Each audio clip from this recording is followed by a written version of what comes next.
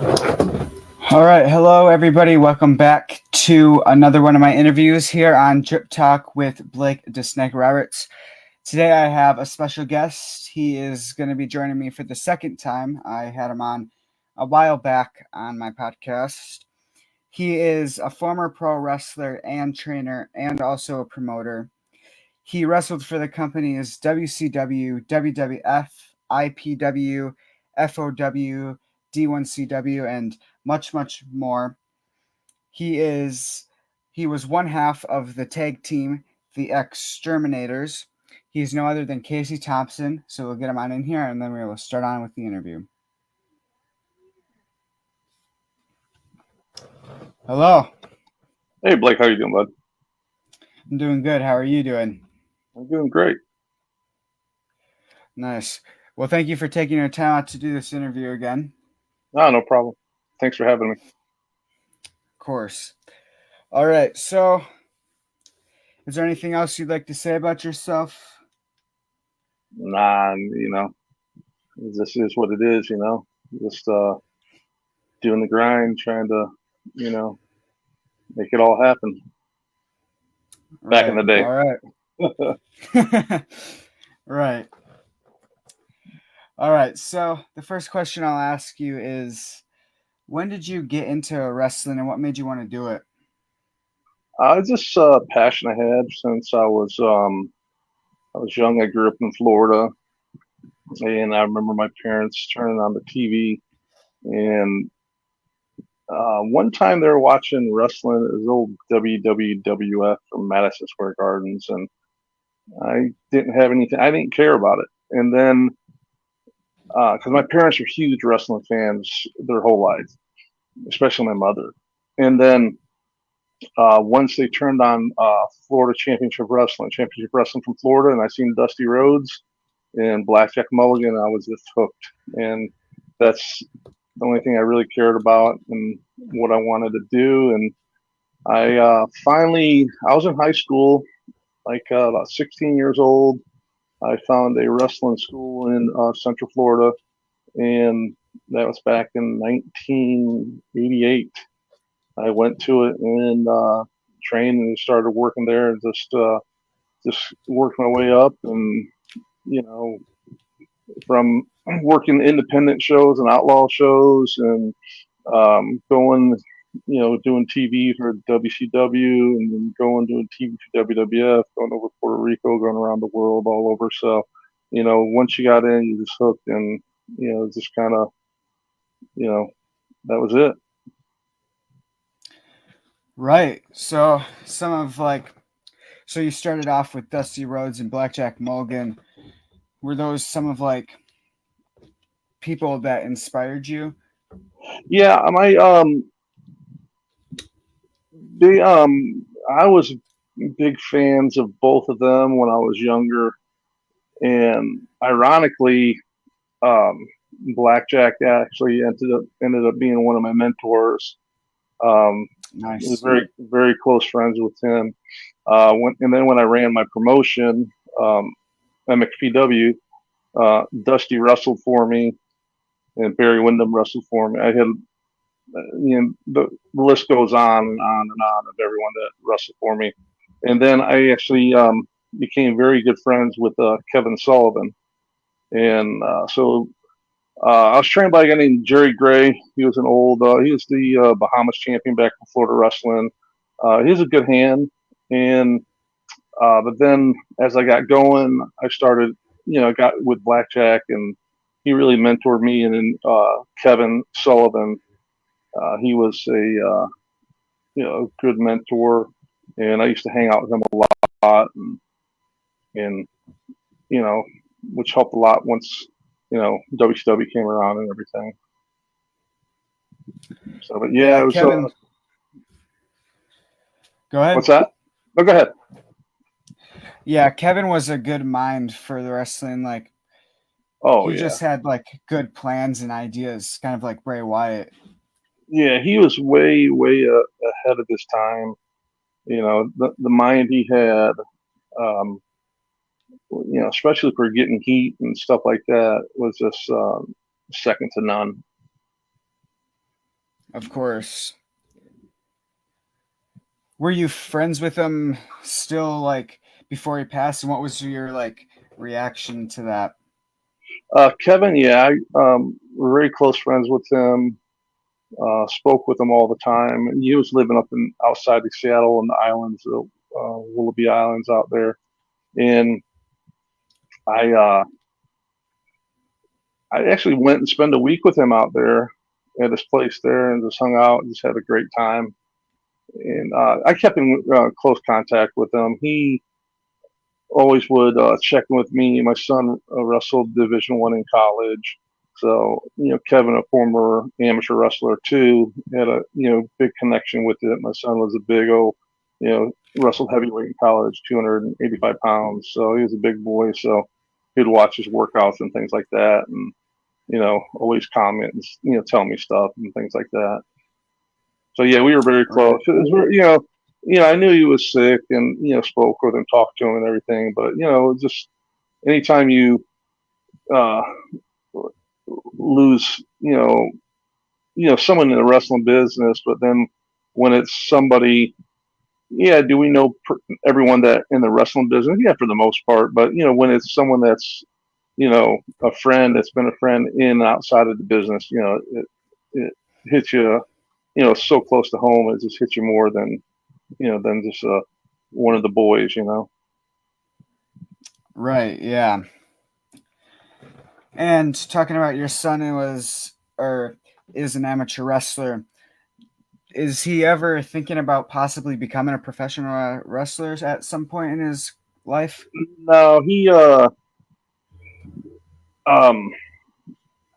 actually the coaches at NXT called and asked me about him, but he's like it's one of the reasons why he got out of wrestling is he had a neck injury, so it's not really conducive to going into professional wrestling.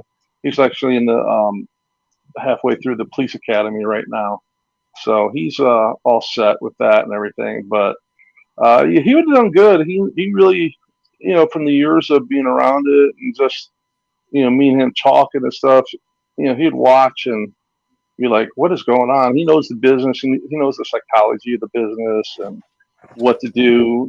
How to set up the story in a match. Make it like a roller coaster ride.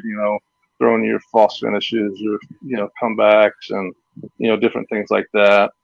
And yeah, it would have been fun, but it's not the path he wanted to take, which I don't blame him at all. It's not for everyone. It takes a toll on your body, and with him wrestling for 15 years amateur around the world, um, he's already had enough toll. With neck injury, shoulders, knees. He has surgery on both his knees, his shoulder, all that stuff. So he's doing. He's good. He's good where he's at, and he'll be very successful and have a great career, and not have to, you know, have the same wake up every day feeling like I do after all those years. Right. Now he gets to kind of rest his body down Yeah. after all of that. Yeah. So he has to chase those people down the road. Yeah. But it takes a certain Watching type of person to do that. Not everyone can just go into that type of. It takes a special person to sacrifice to do that. So I applaud him for doing it. Yeah. Watching wrestling growing up, who were some of like your favorite wrestlers? Of course, man, I'm pretty biased towards the old Florida and Georgia championship wrestling. You had, of course, Dusty and Blackjack. Those are two of the great. Barry Windham. I tell you, one of my favorite tag teams was I don't know if you ever heard of them, the Zambui Express. Kareem Mohammed and Elijah Keem, which was Ray Candy and Leroy Brown. Yeah, I've kind of heard of them. Yeah, they're go back. They did a lot of USWA and Memphis and stuff like that back in the day. They all made the rounds into their territories and everything. just the old. I was a big fan of the old territory wrestling. Billy Jack Haynes. He, I got to meet him later on in life. I knew him when I was growing up because I used to go with the guy who did the ring for Florida Championship Wrestling was Gordon Nelson, old bald headed guy, and he was he was an old wrestler. And I'd go. I started off in Fort Myers. I'd go and help him set up the ring whenever they came to town, and it got to the point where one of the promoters was Coach John Heath, which he was an Olympic wrestler too, but he did the commentating. Super great guy. Ooh, his commentating was rough though. But he used every literal name of the technical names of the moves and everything. Um, when they had like a spin-off show from Florida Championship Wrestling, Gordon Sully and Bodie Colt would do that, and then John Heath and another guy would do the other program. But he would send me posters, and I'd poster the town for him. And so I got in there, got to know a lot of the guys. Billy Jack was one of them I met. I met Dory Funk Jr. I got the chance to meet all the guys. I knew, Mike Rotunda. I mean, anyone that came through Florida, I became friends with, from being around it. And then when I actually got into the business and, got into wrestling, it just, it's like full circle. So pretty much, I was a fan of all the, especially the Florida guys. I was a real big fan of all those guys. Every Saturday at noon, he knew exactly where to find me. And every Saturday night at 6:05, I had to be home to, watch Georgia Championship Wrestling from Georgia, with Gordon Sully was up there. And I always think, I'm like, how did he get from here, not knowing everything was pre-taped and everything, How did he get? I always used to think when I was young, how did he get from Florida to Georgia in like 6 hours, and everything? So, not realizing everything was, pre-recorded. They recorded, I think, Tuesday afternoons for Florida Championship Wrestling. So, yeah, I mean, since I was just a big fan of all of them, there's so many different angles. We had Barry Windham versus Cowboy Ron Bass, and they did that. It was an empty. It was the only match on for TV. It was like a saddle match. And I use Ron Bass when I promoted shows. He worked some shows for me. He was a super nice guy. I mean, just the most down to earth. He was all about wanting to make sure everyone was respectful. I'm like, you come in my locker room, everyone's going to come up to you and shake your hand and be respectful to you. And he enjoyed working on our shows and everything. I used I had Jake the Snake Roberts. Jake. That's another great mind too. I mean, Jake has had his demons and stuff like that, but he was a great mind. And those are some of the guys I was around. Kevin Sullivan, his mind. Blackjack Mulligan had a great mind. Dusty. I mean, around these guys. Jake, and so I'm learning from all them. As I'm, in the business, and then when I started, promoting, running wrestling shows, producing TV and everything, it was just like, it was all so helpful in the process and everything. But yeah. Right. Yeah. And I don't know if you watch the current wrestling, but Jake the Snake actually is in AEW again now. Yeah. So yeah. I have some friends up there. Jerry Lynn, buddy of mine, he's one of the, I guess they call producers now, backstage. Yeah. I talk to him every so often. Billy Gunn, he's on the roster. I have a few friends up there. Yeah. Who are some of like your favorite wrestlers to watch nowadays? I don't watch it a lot. I mean, but anytime you see CM Punk or Roman Reigns, you're gonna see a good quality match. Even Cena when he comes in and out, guys like that. It's just good stuff. You can't go wrong with that. Um, I watched some of the AEW. You know, it's for somebody, not necessarily me. But the business evolves and people like different stuff. I'm not into the flippity floppy, lollipop stuff. But hey, other people are. So there's a market for it out there. But I'm more of an old Right. school. But I respect what they do and the stuff they do. But it's just not my thing. But Right. Yeah. they're talented. I was always more of Definitely. Yeah. telling a story and you know putting the realism behind it and being stiff and all that stuff. Yeah. Is there anybody that you would say inspired you family-wise? Because I know you mentioned that your parents watched wrestling. Would you say they inspired you somewhat to get into wrestling? Yeah, I mean, my dad, I don't know, they didn't like inspire me, but they were very supportive of it. I mean, I wasn't even when I first started, I wasn't even old enough to drive.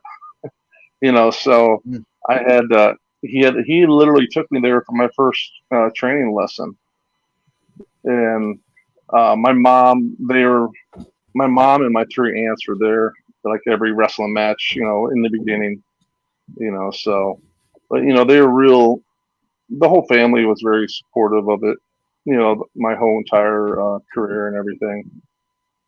So, it's kind of cool, they're like, oh, I saw you on TV. I'm like, oh, okay, cool, but, or they would tell, oh, my son was on TV wrestling or something like that, so, it's kind of cool, knowing that they were proud of you in retrospect and everything. Yeah, right. Saying you just said that you were like a stiff wrestler. Was there anybody that you thought was stiff in the ring that you went up against ever in your career? Oh yeah, I mean, there's a difference between being stiff and just being dangerous too. Like I wrestled Vader a lot, and he was just dangerous. He'd go out and just try to hurt you, throwing those big old haymakers Yeah. to the head and everything. But I mean, I wrestled Dan Spivey right when he got back from Japan, and those big old quad kicks to the back and everything. I mean, those things are stiff. He'd lay them in, and I wrestled Sid a bunch, and Sid was very. There you go. Me and Sid. Sid was very, very stiff too. He was snug in the ring, which I had no problems with it. I was good with all that. You know, I was stiff even though I was doing a job on TV. If I had one or two moves, I'm going to lay it in and let them remember it and everything. I remember wrestling the Sting and Luger for a TV match once, and after the match, Fonzie was the referee back then, and Fonzie came up and said, Okay. "What was wrong? What was wrong? Why was you stiffing the Sting in the corner?" I'm like, "Was I? I don't know. It's just the way I was brought in. I mean, Blackjack when I wrestled him, he'd like say, "Watch the tater, kid," and come back and bam, he knew it was coming. That forearm would go way back, and he'd come out of nowhere and just club you with it. But he told you, "Watch it, it's coming." You know. So it's just the Hmm. way I wrestled, just, you know, you have the more realism, the effect, when you're hitting someone, and it's like when you're in there and you chop and the person misses and it's like a little funk, and everyone's like, they just start, you know, getting on you. And then, the next one's going to come and it's going to be the hardest one they get, so the poor guy you're wrestling, you know, you go to chop them once. Sometimes they'll tense up, and so you don't get the good sound to it. So the next one you come in is going to be 10 times harder because you're going to want to, no matter what, you're going to make it sound like it's, you're killing a guy. So Yeah. I mean, I was stiff, but I wasn't. dangerous. I wasn't reckless, you know. I mean, the face was, I protected your face. You know, I'd hit you in the, you know, the chest or in the top part of the back, heavy and stiff and stuff like that. If I'm gonna clothesline you, I'd put it in your upper chest. I wouldn't do it across the throat. You know, I was a professional about it, but I laid everything in too. So I Right. wrestled. Alex Wright was, believe it or not, Alex Wright was very stiff too. Oh, really? We Yeah, we wrestled a lot in WCW. We had a lot of really good matches, and he laid it in because he's going to do those European uppercuts. Those things, they tag you every time, you know. So, and he would hit me one of those. I'd come back with something else, and you know, where's this? And there's just catering each other the whole match, you know. But it was no animosity. Everything was good. We enjoyed working each other. That's why they put us together so much. Like, I'm like, man, I got you again, you know, because we do because WCW had so many syndicated programs. We do Right. um, it was either Universal or Disney. I worked both of them, you know, back in the day when they had the sound stage, and we would they do 3 tapings a day. They do 3 weeks every 3 months. So there's 3 tapings a day, and sometimes you would work once. I worked usually every single taping because I Mm. wanted to get paid every time you worked. You got, um, you got another payday. So, or you can sit there once and get paid for the day and be done. But I wanted to work and I wanted the exposure to be on TV and stuff like that. So, and Kevin Sullivan was the booker, and Paul Orndorff was his assistant. Arn and Terry Taylor, they're all on the, his assistants and everything. And he and Jimmy Hart, and he told Terry Taylor, he's like, hey, make sure Casey works every taping and take care of him on the matches. So I always had good matches. I got to wrestle Malenko, Guerrero, all those guys. So it's I had a few matches. You were like, oh, I got to wrestle him again. Right. But Yeah. looking back at it, it's all an experience. I remember the time I wrestled Terry. Actually, I wrestled Terry Taylor for like a 9-minute match in Center Stage in Atlanta, and it was they were shooting an angle at the end with Bagwell and Terry Taylor, and Bagwell messed up the angle. So they're like, we got to the back, and they're like, you know what, we need you to go back out there. Dusty was the booker then. He's like, we need you to go back out there and just wrestle the same match. Just wrestle it over again before they could reshoot the angle. He's like, don't worry about it, kid. You're getting paid. You're getting paid double. I'm like, all right, cool. I'm like, all right, that sounds good. So I get back out there, and I'm in the ring, and then I'm waiting for Terry Taylor's music to come on, and then the camera guy Jackie Crockett, right? He just passed away just not too long ago too. He's a really good guy. Jackie's like, Yeah. He's motioning for me. Come here, come here. I'm like, he's like, come here, come here. And I'm shaking my head. No, because I knew what it was, and because I've had things like this happen before, where Yeah. say they're like, we messed up the audio at your introduction. We need you to go back to the ring. So you go in the ring, like, and from wherever they called me, say, I think they were like one time it was, they just make up whatever city you want. From Topeka, Kansas, Casey Thompson, and then you raise your hand or whatever, look in the heart camera, and you just get up and leave because they had to just splice that back in, So it's so embarrassing to do. So he's like, come here. I'm like, no. He's like, come here. He says, get out of the ring. Get out of the ring. So I went to the back. I stood in the ring waiting, like a moron. I went back to the back again, and he's like, Dusty's like, we was just thinking about kayfabe, and you just wrestled the same time. We didn't want you to do it. So why don't you just switch with that guy there? You get who he's wrestling, and you go work Terry Taylor. And then I said, who you got? He's like, I got Abby. I'm like, oh, Abdul the Butcher. I'm like, oh. So this is the time Abby was, I don't know if you've ever seen the tapes where he was using the kendo stick on people in WCW, and he was killing people with that kendo stick. Literally, he's just like hitting them like 50, 60, 100 times with the stick. And I'm like, oh, hell no. I'm not going to do that. I'm not. So I'm like thinking on the fly. I'm like, all right, how am I going to get, what am I going to do?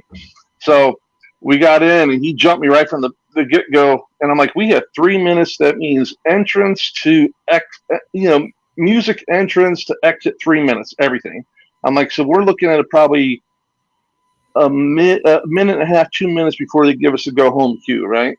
So, time he gets in the ring, he gets in, he attacks me, throws me out of the ring. So he throws me out of the ring, and I just lay down there. So he gets out of, how big he was. It took him a while to get in and out. So then he get me in, and he threw me over the rail into the crowd. And so I'm like, I'm literally I'm counting down in my head the whole time. I have an internal clock in my head doing. I'm counting the time, trying to, because I know when they're going to give us a go home cue. I'm trying to stay away from that stick, which I'm trying to do. Then he throws me back in the ring. He does a couple things, throws me off elbow, throws an elbow, he drops an elbow on me. He stands on my neck, the thing he did, and then he throws me out of the ring again. And as I looked up, I'm like, oh no, there's a old lady had a wooden crutch. He picks that thing up, crack right over my head, and that thing exploded. And I just laid down like I was dead, I was like, oh, I was just selling it. Oh, and Nick Patrick was the referee. He's like, you okay? And I'm like, oh. He's like, that's it. He rings the bell. So he disqualifies Abby. He's like, Abby, stay back, because he thought I was hurt, And, right. And all I was doing is I was trying to avoid him killing me with the kendo stick that he was doing. So he kept him back. He helped me to the back, and they all looking, and I popped up. Hey, guys, thanks. Have a great, appreciate it. And I was gone. But I didn't get the kendo stick. But looking back, it was cool. I got to wrestle, Abdul the Butcher. Not everyone, there's not a lot of people around anymore that say, yeah, I wrestled Abby on TV, So, I got to wrestle him. So, it was cool, different experiences and, guys like that. He was snug too. He laid everything in, especially when a big old self standing on top of your neck, Right. So, but, Kevin Sullivan was, real stiff too. I wrestled Kevin a lot, and he laid in. I laid in just twice as much, harder back to him. So, but this is how you did it. Some guys you wrestle Bobby Eaton, you're like, or Brad Armstrong. It's like, did he hit me? Because they're so light. They're barely grazing you, and you're just selling it and everything. So, but it's an art form. I can wrestle that way. I just chose not to. I'd rather let them know that I'm hitting them, and I don't want to depend on the other guy. I made sure they felt it. That way they sold it, So I was going to look good no matter what. Do my best to do it. So it was good. Yeah, definitely. And also for Abdul, like, he also had like the hardcore wrestling background from ECW. Oh, so, yeah, all the Japan stuff, all those brutal battles he had with Carlos Colon over in Puerto Rico, So, he's an icon, really, And I grew up watching him too. He came in with his Ambui Express with their manager was a guy named Jimmy Holiday, and he would always eat the little Mike condom on it. He'd always eat that the little thing that goes over the microphone, that foam thing. He'd always eat that thing, and I always be like, I'm like, how many of those things did he eat in a day? When I was young, So it was cool. I remember the time I worked wrestling FOW. They had that big show. King of Carnage or something like that. I don't know if you ever saw that. We drew like about 3,400 people or something like that in South Florida. Oh, wow. And the main event was I think it was Dusty. Oh, it was Dusty and Terry Funk against Abby and Kevin Sullivan. And so I wrestled. It was I was in a 6-man. I was in I guess they call it now. My faction was Hack Myers from ECW. Yeah, it was me, Hack Myers, and one of the Blackhearts. And the fans named us FYU, or fuck you up, is what they named us. We just go out there and just beat on everybody. and we wrestled in a 6-man against. Um, he was Antonio Banks, which is MVP. Yep. Another local big guy, big as the Undertaker, named the Punisher, and then one of them, Market Crasher. One of the I don't know if it was the Sheik's partner. Um, we did a 6-man there, and then I took Abby out afterwards, and I went to the restaurant. We were at the restaurant eating first, and I went up and just talked to him and said hello, and he's like, "Oh yeah, sit down, sit down." And so we ended up going to a couple clubs. I think we ended up at a strip club, and my buddy was the manager there, and he was old. He actually wrestled too. He wrestled. You remember Eddie Mansfield that wrestled IW? He had that IWF that he did TV tapings out of Universal. He's the first person to do them in Universal. That back in the early '90s. That's where Billy Gunn started. They were the Long Riders. Him and Bart Gunn. They started. That's where they came from. And the guy Mondo Clean, he ended up getting I forget what his name was in WWE. He had like those shoulder pads that had big old horns coming out of it. They had a little television deal there, and so I took he was wrestled as the Almighty Thor back there. He was actually a buddy of mine, and he was a former bodybuilder, big old jack guy. So he ran the club. So he's like, "Yeah, come on in. He's like, everything's free." So Abby must have drank a box or two of wine. Those big old boxes of wine they have, and he was so big. I had we were driving in a Nissan Pathfinder. I had to like push him in and slam the door closed because he was so big. And he had one of those big giant cigars, smoking it, and it was stunk so bad. But I was being respectful. I didn't want to say anything. And he was like sitting there like this, his eyes closed, with a big old cigar just burning. So I'm like going to grab the cigar, and he smacks my hand. Don't do that. I'm like, okay, no problem. But yeah, so. It's he was a super super nice guy, and he had that hat on that said House of Butcher. His restaurant. It was really cool. He had a restaurant in Atlanta for a long time called Butcher's House of Ribs, and it's a cool hat. I said, "Hey, how can I get one of those hats?" He's like, "Here, baby, you just take this one. You have it. It was his." Gave it to me. It was really cool. So. He's met my son's met him and got pictures with Jake. Met Jake, got pictures with Jake, as in with Dusty, and my son has pictures when he was little, growing up all those years with all those different guys and everything. So it was really cool. That's awesome. Yeah. Is your daughter into like any of like the wrestling stuff as much as your son or? Nah, she goes to college in Georgia. She goes to Georgia Southern, and she's a sophomore there. No, she doesn't. She doesn't know anything about it. She knows me and the guys that I've been around and stuff like that, and she'll be, "Oh, Uncle Kip" or Uncle. Everyone's an uncle to her, and Yeah. But she'll be like, all my friends think they're like a celebrity and famous. I'm like, okay, we just laugh about it, And same with my, I have some nieces and nephews out in Indiana, and they'll be like, my one nephew, he's going into the 9th grade. Calvin, he was doing Instagram Live, so I jumped. It was like middle of the night. They're in Costa Rica on vacation for like I think they were there for like a month, their family, and so I jumped on, and all of his friends were like, "Is this the famous Uncle Casey?" I'm like, "No, this is just Uncle Casey. It's not famous."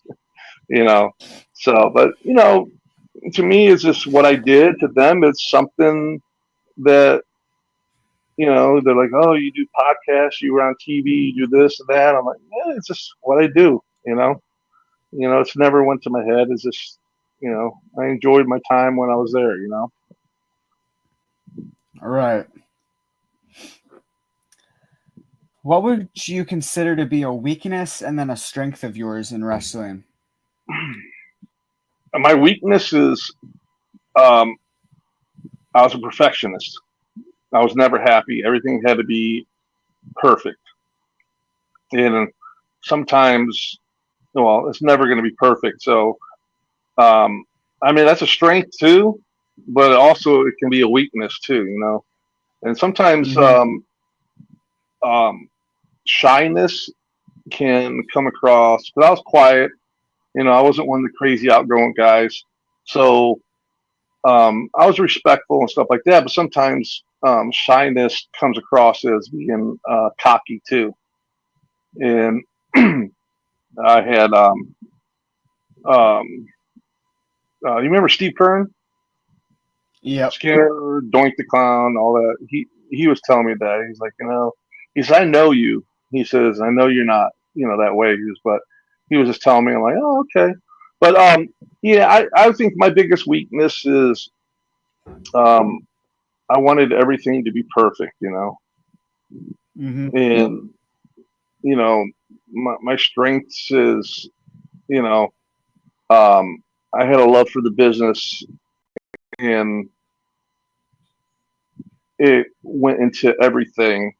I was professional about it. I got there early. I would go in there. You get there and you go and shake everyone's hand. If you didn't know them, you introduce yourself to them, and so it's a respectful thing. If I walk into the if I'm sitting in the dressing room and a young kid walks in, he's supposed to come up to me and shake my hand. But if I walk in and or sitting there and Kevin Sullivan walked, I'd walk up to Kevin to shake his hand because it's a respect thing. I think that's lost Yeah. nowadays. It's not like it used to be. I mean, back in the day, if you didn't do that, someone would see it and, someone would tell you, hey, go stretch him during the match. And you go in there and just beat the guy up. You literally beat respect into them, so Right. I had a lot of love and respect for the business. So, and I think it came across in my wrestling. It came across in being the professionalism of me came across, and it got me a lot of places. And people knew when they booked me for, you know, a tour. I wasn't gonna. Um, they they didn't have to worry about guys go on some tours overseas and they get all messed up, and you know I've been on tours where guys have died. You know from doing so much stuff and everything. This wasn't my deal. I never got into all we had fun, we partied, but I never crossed the line. So they knew they could. I was dependable, professional.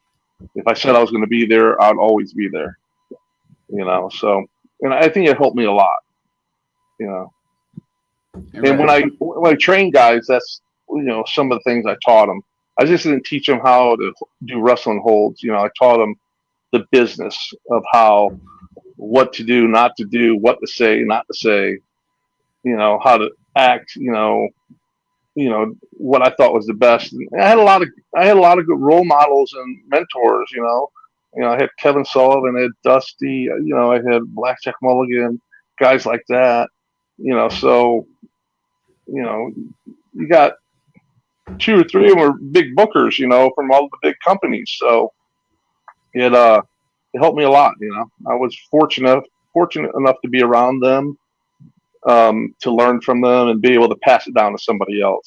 And that's what it's all about, is to learn learn it and then teach it to somebody else, for they can keep on passing that down. And it's how it becomes multi-generational and everything. Right. Yeah. And talking about training, when did you become a trainer, and what just made you want to start doing training?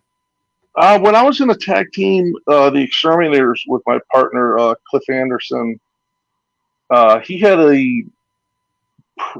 a promotion. This is back before I had mine, years before I had mine. This was back in '89.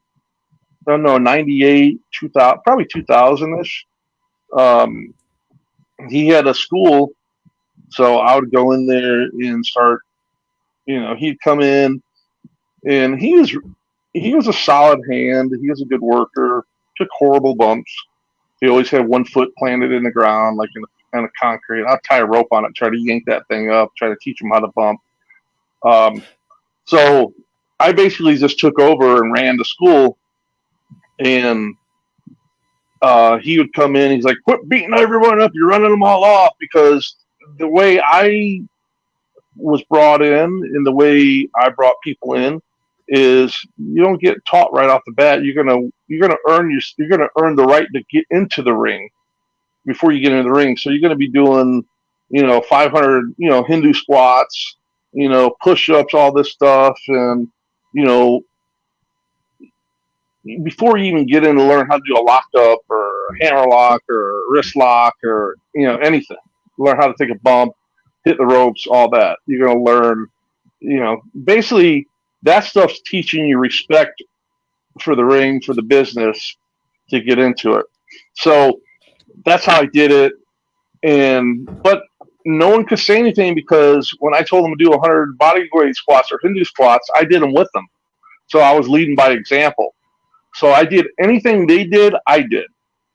So, and then we would go in, finally we get into the ring, we do drills in the ring, and say if there was 10 students, I'd live wrestle with them for each of them for 5 or 10 minutes each, just one after another, and blow them up, get them out of the ring. And the next, I was just in great shape. I could just go. So I ran it for him. He'd come in, collect the money, and I was like, all right, you can go now. Because he would teach something like I would be like, no, don't. But you can go there and pick it apart. It's like take an arm drag. Because there's a right way to take an arm drag, because it's all about the next move, So you're anticipating the next move, and so you take it the right way where you can pop right up and go right into something else because it's a feeding move. So I just taught all that stuff, just one quick story I can remember. They're locking up, and usually how you roll around the ropes and you're fighting for control and stuff like that. Well, there's always a leader and there's a follower. There's always one person leads, the next one follows. Well, half the time you get two guys are trying to lead, and it just becomes a cluster. So, and I would tell them one leads, and the next one follows. And they just wouldn't get it. I'm like, all right, everyone out in the parking lot, match up with someone. So I'd turn on like loud country music from my truck. I'm like, now you guys are going to slow dance. They're like looking at me like, what? And the wrestler Almighty Sheik. Yeah. He what's he wrestle as now? He wrestled NLW for a little bit. He shows out in what's it in California, South Ultra Pro or something like that. Yeah, he runs all those. He runs all those shows out there. He runs up in Oregon some now. Who's the guy? Who's the guy that the Samoan that just went up to from NLW and all that up there to WWE? Jacob Fatu. Yeah, that's his tag team partner now, or was. Joseph. Not no more. Was it the Sheik guy? Was it Joseph Samuel? Yeah, Joe. Okay. Yep. Yeah, I trained him. And if you ever talk to him, you can ask him and say, hey, did Casey have you slow dancing out in the parking lot at wrestling school? And he would tell. So I had him. I said, this is what you're doing. This is how you do it. So I had these big old jacked up guys out there slow dancing with another guy, learning that one person leads, the other person follows. And, they all got it. They figured it out. They didn't want to be out there again, so they figured it out real quick, So, but, yeah. so he actually filmed all of his He's like, man, you guys are such assholes. Me and my buddy, one of the Black Hearts, guy named Dave Johnson. So he'd film all this stuff, and they'd be in there wrestling, and we'd be behind the cameras and saying, "You suck. You're horrible." I was just ripping on him, just ripping him like crazy. And he said they go home the first time, his girlfriend and his mom all sitting there to watch it, and all of a sudden they hear us talking, "You suck. You're horrible." He's like, "Oh man, it's so embarrassing." But he ended up turning out to be good, and did some good stuff. So. Yep. I think I've talked to him actually before about doing an interview. Oh, okay. But we never went through all the way with it. But I'm gonna have to talk to him about doing it again. So yeah.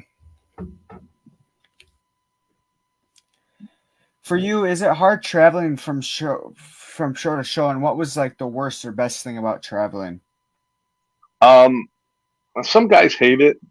I didn't. I loved it. I loved living out of the suitcase, going from hotel to hotel. One day you're in one state, the next day you're in the other. The only difference is back in my day, we drove most of it. Near the tail end of it, we were flying, but most of the times I remember once we had I had a show in Key West, which is the bottom of Florida, and that was like on a Sunday night, and then we had Monday we're in Atlanta, Georgia, did center stage, and then I think we had a triple shot. Then we ended up doing from there. We went to Topeka, Kansas, and then did St. Louis, Missouri, and then we ended up being back, I think, somewhere in Georgia, then back to Florida for a couple shots, and back up to Atlanta again. It's like 1 week. We were on the road literally. We would wrestle our match, take a shower, and get in the car and drive 20 hours to get there in time. To do the thing over again. And a lot of guys were flying, and we're just driving the whole thing. It was a grind, but I enjoyed it. I had my little ways of getting out of the drive, and we used to all pile up in a van and travel. And we had a lot of incidents where, people falling asleep, you crash in the car, or the car would roll, they do a couple flips down the highway. So, everyone would, if you started going off the side of the road, they're like, "Whoa, what's going on? You okay?" So I would watch, and I'm like, okay. There's this one guy. He passed away a long time ago, named Brian Carr. He's crazy. He always wearing sleeveless, big jacked up guy. Always sat in the front seat, shotgun, right? Always in the front, and he always had his wrist tape on. He came from Miami, and I'd get picked up in Orlando. I'm like, "Brian, you got your tape on already?" "Yeah, man." Always had his wrist tape, white wrist tape on all the time, and so I'm like, okay, you know what? I was driving, so I'm like, I'll be driving for like 15 minutes when it gets real quiet. Everyone's putting their head back, relaxing. I'd hit a peg, those little reflectors on the road. Purposely hit 2 or 3 of them, and pull back over. And they'd be like, "Hey, you okay?" I'm like, "Yeah, I'm good, I'm good." And then you're like, I'd wait another minute, and I'd do, and pull back over real quick. "Oh God, don't. I'm like, "No, I'm good. I'd do it one more time, and they start screaming, "Just pull over, we'll drive." And so they just wouldn't let me drive no more. I would just lay back and just relax and just sleep all the time. So I was just working them because I didn't want to do it. The only time they let me drive is when we were late, almost being late to the building, and they needed someone that would go through the downtown area going about 120 miles an hour, whipping it out of traffic. That was me. I was the pinch driver where, get us to the building in time, where we didn't get fined or anything like that, Right. And, but for the most part, I didn't do much of the driving. I just rode in the back, just slept and hung out because they're like, "Oh, you can't drive. You're gonna kill us." I'm like, "Okay, no problem. Here's my money for gas," But it's it was fun. But no, I enjoyed being on the road. And then when my son Chase was born, I had to go out of the country like 2 days later. And um, my buddies are like, they're like, man, what's wrong, bro? I was like, I don't want to be here. I just didn't care about it no more because I seen so many people not have any relationships with their family, their kids, because they're on the road. You know, you're on the road 250, 300 days a year. That means you're home. If you're on the road 300 days, that means you're home like 2 days a month, 3 days a month. You know, how can you be a father? You know, and I didn't, you know, I didn't want that. So I was like, I came home and I said, you know what, I'm done. You know, so I stopped, wrestling. I wrestled, here or there, locally or whatever. And then I'm like, I'm not even doing that no more. And then that's when I got into, uh, I ran across a buddy of mine that wanted, or not a buddy, I met a guy that wanted to get involved in wrestling and became my one of my partners. And it started off, it was me, him, and you remember D'Lo Brown? D'Lo Brown? Yeah. Yep. Yeah, it was me, my partner, and D'Lo Brown. We all started. We bought MXPW from Scott Demore and them from Canada, the Michigan, Canada area. We bought that promotion, moved it down to Florida, and started running. And um, started shooting for TV and everything. And then D'Lo left, so it left it all to me. And so I ended up basically I would book the shows, write the shows, uh, edit the shows. I'd find the venues, promote them. I was a one man. I did pretty much everything, and I'd get Oh, to the wow. building and have for them to set up the tear. I mean, you name it, I did it all. The only thing I didn't do is I never wrestled in any of my shows. Because most people, they wrestle on their shows, they make themselves the champions and all that. I didn't have an ego. I didn't need to be a champion on my own promotion. I never wrestled on any of them. I just brought other guys in and said made it seem as I give a lot of guys experiences to what it was like to be at a WCW, WWF, something like that. Because I took everything I learned from them. Because you got to realize our call time was usually like 2 o'clock in the afternoon. So we sit there all day long, and people would be complaining and all that. I thought it was cool. I always sit out in the arena and watch them set up, how they did it. I had a detail for eye for all that detail, how they did everything. I'd watch the producer, the agents in the back, how they interacted with everyone, how they interacted with me, how they broke down the matches and stuff like that. And so I emulated all that. So when you came in to wrestle for my promotion, the perception was like, wow, this is big time. It has a big time feel because it was the same thing they would see if they went anywhere else. You came in, you'd have catering in there for you, everything. You had the rundown of all everything to the T, exactly how it was. So we took a lot of pride in that. Very particular about everything. Your guardrails had to be perfectly square. The ropes had to be tight. The ring aprons couldn't be sagging at all. I mean, everything had to be like you would see on TV. And my rule was perception is everything. So people come there, even though it's a smaller venue, but the perception it has a big time feel, they're going to believe it's big time. And you had big guys guys that look like wrestlers that are big guys that could actually go out there and wrestle. And they weren't, look like backyarders and stuff like that. They had wrestling gear, the whole deal. People left there saying, "Oh, this is some good stuff." So I just Right. built my promotion on top of that, and we we had a nice television show for a while, and a lot of guys came through and wrestled for us. A lot of guys got their start. MVP. It's where he's wrestling on TV. Another guy, his name is Ryan O'Reilly. I forget who he wrestled in WWF as. It was like the new LOD guys. I think he's with TNA now. I forget what he wrestles as. But a lot of guys got their start, off of my program. The guys, the bookers would call from WWF and ask what I thought, and I'm like, yeah, it's a good kid. be a good hand for you and stuff. So I had a good rapport with a lot of the guys in the office. When they were there, and so and a lot of people that promote shows and run shows don't like, oh, you wrestle for him, you can't wrestle for me. I wasn't like that. Mine was a place where you came and learn and try to get to the next level. I would try to help. I would help you to try to get you there. Because then that's going to be the place that everyone's want to go to because like, oh, he's trying to help us, get somewhere. So that's how I always did it. Trying to, promote the guys so it worked out good.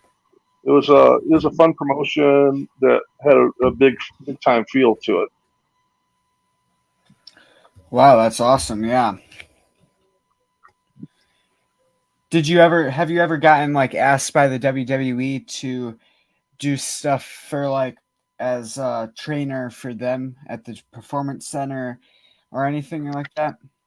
No, no. I was going to look into it once, and I was like, it's different. I talked to him just recently. Norman Smiley. He's one of the Oh yeah. trainers there. I take credit for getting him the job. I was on the phone with one of my boys, Joe Gomez. And he was like, "Yeah, Kidman's just got a job with WWE as a trainer." Told me how much he made and all this stuff, what his schedule would be, the whole deal. So, and they're like, "Yeah, they're looking for one more person." I'm like, "Oh," and I'm like, first thing I thought of was Norman. Norman's great. I mean, he was my go-to guy. I'm like, Norman, I need you to do an extra 10 minutes in your match because everyone wants to wrestle so much, but when you get out there and they're timed and they're like, you have 7 minutes, they don't realize how long 7 minutes is, and they go 4 minutes. So it all adds up. I'm like, Norman, I need this much. No problem, I got it. So that's the first person I was thinking of. I call him and say, "Hey, Norman," I said, "I don't know what your situation is." I said, "But WWE is looking for a trainer." This is back they were in Tampa with they first started their developmental with Kern, and they had the FCW, brought FCW back. I said, "Hey, yeah, this is what they're paying. You'll have to move to Tampa, but you can work all that out. But here, this is who you call." And he called me back. He said, "Hey, man, thanks. I got it. I got the job." He's still there to this day. He's like, "Yeah, man, I've been through Vince. This used to naming all the bosses. I've been with Hunter, and then back to Vince, and Hunter again, and this guy, Khan, and all this stuff." So we were talking the other day, and that's when he was at a couple about a month or two ago, and that's when he was asking me about my son. Hey, this I've been watching him for a long time. He's a big boy. Does he want it? I said, "Oh, you know." But no, I never did that. But I have a few friends that have. It would be cool, But it's I'm thankful for the time I had, what I did. Right. Enjoying just telling stories, and nowadays. Yeah. And it would probably be like on the road stuff, and you'd be away from home a lot still. So. Yeah. Who was like one of your first opponents in front of a crowd, and how did you feel going into that first match? Whoa, my first match. Um, it was just a local show. I can't even remember who it was, but um, I'm sure I was nervous as hell. um, just because a couple things. You work so hard to get to that point, and I trained probably close to a year before I had my first match. Not that I wasn't ready, as just I wanted to make sure. Right. And I was young and I was small, so it was always about getting bigger, looking the part and everything. And but I do remember them like, all right, someone didn't show up, so you got your stuff. I'm like, of course, as a young wrestler, something I always taught the people is you always have your stuff with you. So my gear is always in the trunk. So I could get a call, or back in those days, you didn't have cell phones when I started. You had pagers. You get a page, you had to pull over the payphone, And you probably don't know what a payphone is. You put a coin in it or use a calling card and Yeah. call someone. um, so I'd call and be like, hey, I had someone cancel. Can you be here in 2 hours? Oh, yeah, I'm on my way right now. So it's always had your stuff with you. So but yeah, I remember in um, yeah, just nervous. Just go out there and listen, and you know, I know I got a couple spots. A couple arm drags and a drop kick, and this and there, something like that. Just something to get your feet wet. A little quick 4 or 5 minute match, and just fill a spot, and then just work my way into because the guy I started for, Jerry Gray, he'd run like 3 days a week. He'd have a Friday, Saturday, Sunday show every week, Mm-hmm. and we'd go all over the state of Florida. So but it was a good little spot to learn. They had, he'd bring guys in. He had like an old Florida guy, a guy named Bugsy McGraw. He'd have Oh yeah. him there. Yeah, I was married to Bugsy for about a year or two. Every match was against Bugsy, and that's where I learned how to wrestle stiff. Cause he like, hey kid, you know how to do throw a forearm? I'm like, sure. He's like, here. This was right when I was leaving the showers one night, and about 45 minutes later, my chest bruised and bloody. You know, I was like, okay, he said, now you can throw a forearm. So then I wrestled him all the time, and he like, all right, hit me, kid, hit me. I'm like, I am, hit me harder, harder. I said, I can't hit any harder than this. I'm like throwing live rounds at him. He's telling me harder, harder, harder. I'm like, I can't. You know, he was just a big old strong guy. And Mm-hmm. he just laid it in hard. But so I learned a lot from him. He was, you know, you just you'd try to not, break from character and laugh with him in the ring because he would purposely try to make you. So, but and then he go from that to about killing you with a chop or a punch or a clothesline or something. Right. So, Imagine getting chopped by Gunther too. I mean, he has some powerful chops. yeah, yeah. I would match any of them to Haku. Yeah, Okay. yeah. He chopped me so hard one night that I felt something pop in my throat and it squirted going up, and I was like, and I was wrestling him, and I'm like, all right, you know what? He hasn't chopped me this whole match, and we're about to go home. I'm like, this is cool. Not that I'm scared to get the chops, but I mean, he lays in those chops. And my best friend to this day, he was sitting in the crowd yelling, "Chop him! Chop him!" I'm like, "Shut up!" And all of a sudden, it's like, pop, boom, boom. I'm like, oh, big old hand. He's the nicest guy in the world too, you know. And but yeah, he could chop. So I remember wrestling him and um, me and my old partner Cliff. We wrestled him in Barbarian, where the Faces of Fear, I guess, or I forget. I Faces of Fear were him and the Warlord, I think, or Barb and the Warlord.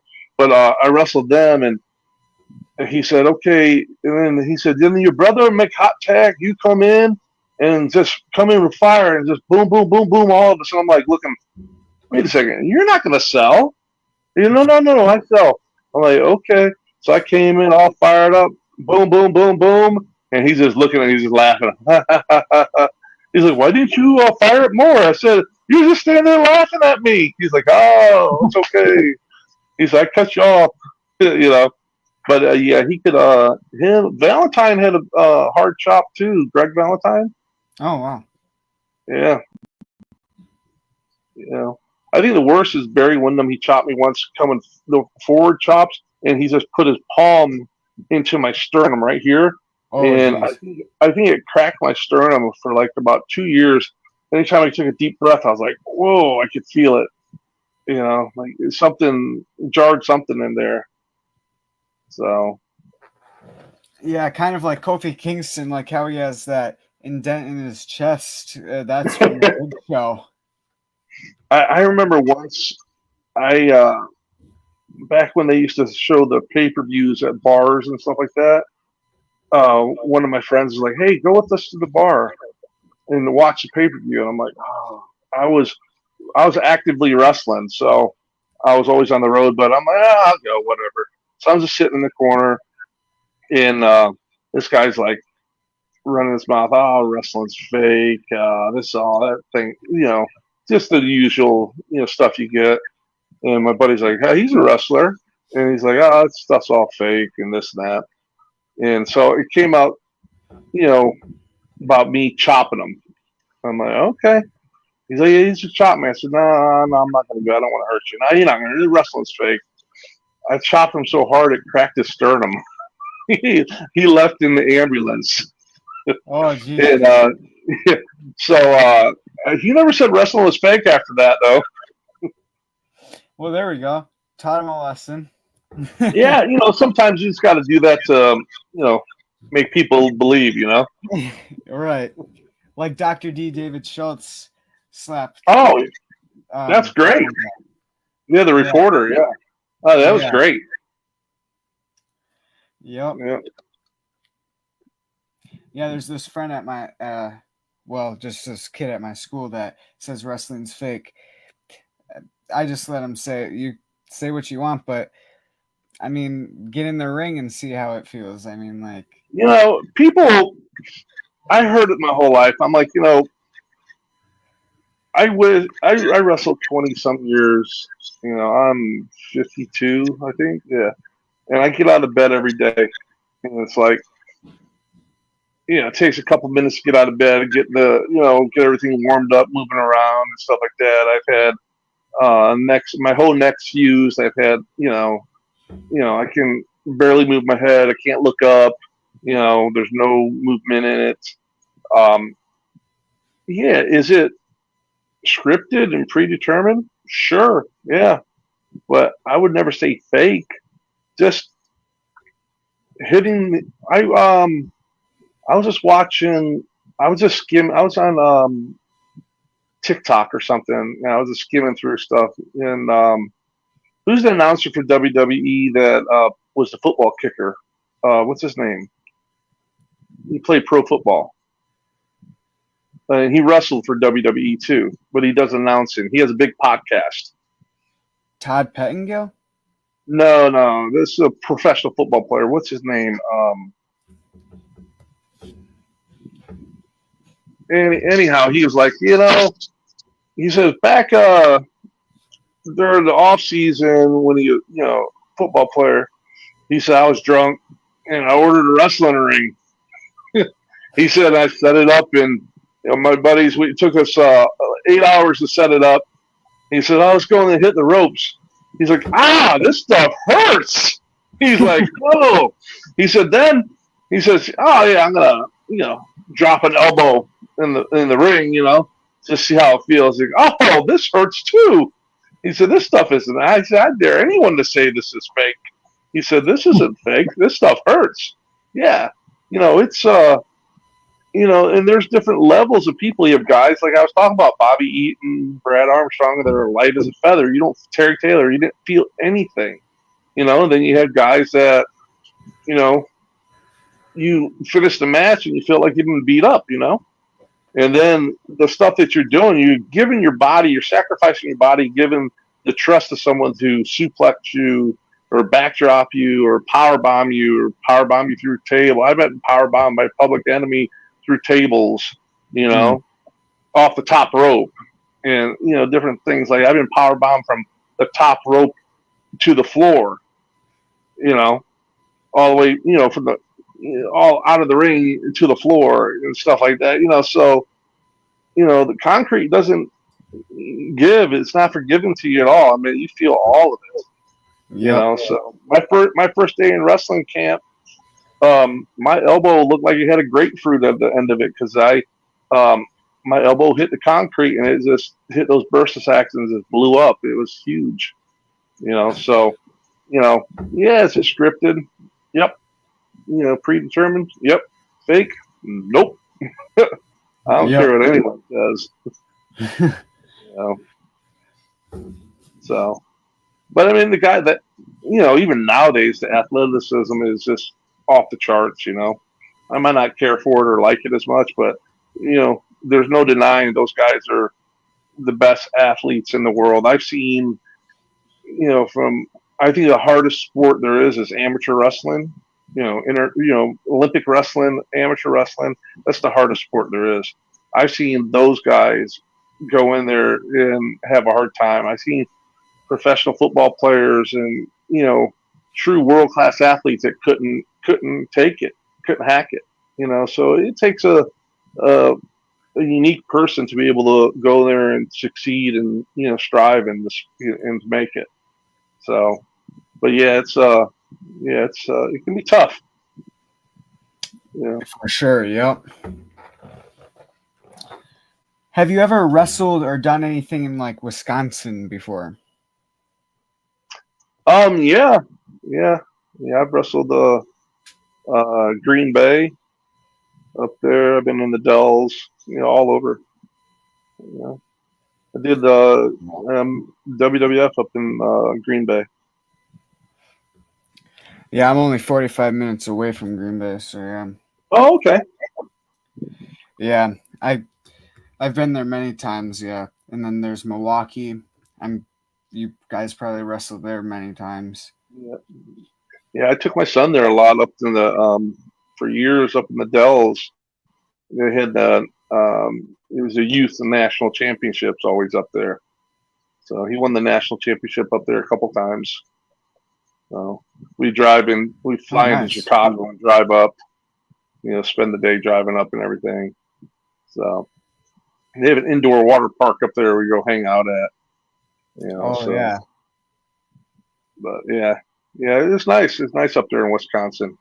It's gonna get cold soon for you though. Yeah, it already is getting cold. It's it's almost winter here, basically.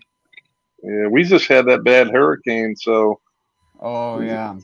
Yeah, we just got power. We lost power for a couple days, and yeah, it was pretty nasty. So, but that's still better than cold weather, though. If you could go back in time and wrestle anyone that has passed away, who would that be? Wow. Yeah, there'd be.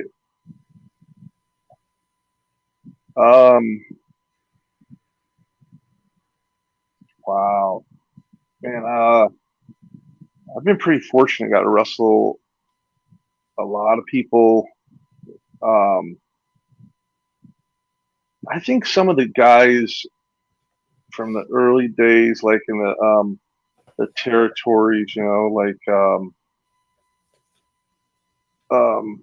Jack and Jerry Briscoe would be cool, or like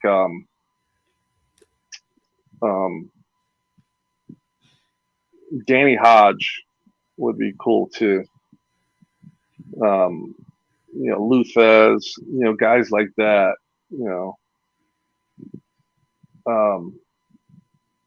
Eddie Graham, I think guys from like the 60s and 70s and 50s, 60s, 70s. I think it was different back then. I mean, people first believed it all was real. Yep. And I think that would just be so fun to be in there and knowing that you could do something at any moment to spark a riot in the building because you're getting so much heat that people literally want to kill you. If you're wrestling heel or a baby face if you're a baby face, you have so much sympathy with the crowd that they would, an old woman try to jump in there to try to help you. I just think that whole era would have been, you know, I wrestled in some small towns that it was like that, but to wrestle guys like that back in that era, I think it'd be really cool. Just the believability of it all would just make the match so much, more fun. Of course, yeah. Who would you top as like your 3 top favorite opponents in your career? Um, well, I guess Austin. Um, I would say, um, Austin, Flair. I wrestled Arn Anderson a few times, quite a few times. Barry Windham. I mean, three right there could be in anyone's top 10 of the greatest of all time. Of course, yeah. Austin. He ended up being the biggest name in wrestling. He took it to different levels. Mm-hmm. But I mean, I got to wrestle Dean Malenko, Guerrero, Benoit, all those guys. So I mean, I was fortunate enough to be able to wrestle, some really um, great workers in the business. So, but yeah, definitely Austin. Um, I think Barry Windham was so underrated. He was just a great worker. Um, he would definitely be one of them. Flair. Bobby Eaton was so underrated. He was incredible too. Mm-hmm. And then you have guys like um, from England, David Taylor. Oh And then you have Regal. Willie yeah. Mm-hmm. Regal. He is incredible. So it's just that I was around that time in WCW where you got to work them all, and then they moved on and moved up to the next bigger levels, even. So, and I got to Right. wrestle a lot of them in WWF, WWE too. So it was, it was cool to be able to say I did that and been in the ring with some of the, really great guys. Right. Did you ever get to like share the ring or locker room with Andre the Giant? Yes, um, the locker room. Um, he was um, tail end of his life, really. He was just a special attraction then. He was around a few times um, in the early 90s. And he would just be sitting there playing cards with Arnold Skolin. They playing Pinochle. But yeah, I was around him a little bit. Yeah. If you could make a Survivor Series match including you with 4 wrestlers from any era who are still alive today, who would you choose as partners? Wow, I would just see it'd be like a fandom thing, I guess. Um, me, oh, I say me, Blackjack. Well, this is gonna sound crazy out of all the people, but I'm just gonna go off of the people. Me, Blackjack, Dusty, and Billy Jack against like uh, Kevin Sullivan, Jake the Snake, and hmm, um, probably the Road Warriors or Legion of Doom back when Oh they were yeah. big heels. Yeah, that'd be fun. Yeah, it's a great team. And I'll probably end up getting pinned, but it's cool. It'd be good. Well, I mean, at least it would be a great match having. Oh yeah, Yeah. oh yeah. It was Did you cool. ever? I wrestled blackjack. I wrestled. I've been in the ring with Dusty. I um um I never wrestled Billy Jack though. I knew him though. I never wrestled him. I wrestled Legion of Doom, the Road Warriors. I wrestled them, and I wrestled Kevin Sullivan, who was a close friend of mine. And who was the other person I said? Jake Roberts. Jake. I wrestled Jake. I actually knocked his teeth out during the match. Whoa. His false teeth. Yeah, I punched him, and I guess I connected his false teeth went flying out.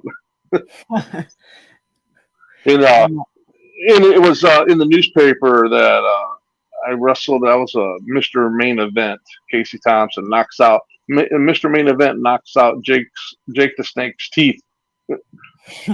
So yeah, And this was on like television. it was a little. I think a little group down in South Florida had a little TV. We did. Wow. So Was there any times you've got to like win any of your WWF, WCW, or WWE matches ever in your career? yeah, once or twice. Definitely Abdul the Butcher I told you about earlier. Mm-hmm. Um, which is kind of cool because back in those days, you're like on the rides home and stuff. You know, we're young and like, oh yeah, did you see me get my 1, 2, or 3 punches in tonight, or you get to do a move? And you know, back in those days, there were a lot of squash matches and stuff. You know, Yeah. um, but as time moved on, it was more about having a competitive match. Mm-hmm. And as time went on, the matches were 50-50 sometimes, which was cool. Or sometimes you'd wrestle and you get, you know, I'd get 70% of the match and they get 30%, but they're going over. So it was cool. Some of the times it was the agents are coming up saying, "Hey, we need you to do a favor. We need you to make them look good." you know, I'm like, this guy's making the money, but they're asking us to, make him look good too. You know, you Yeah. know, that's what we did. We were carpenters. Yep.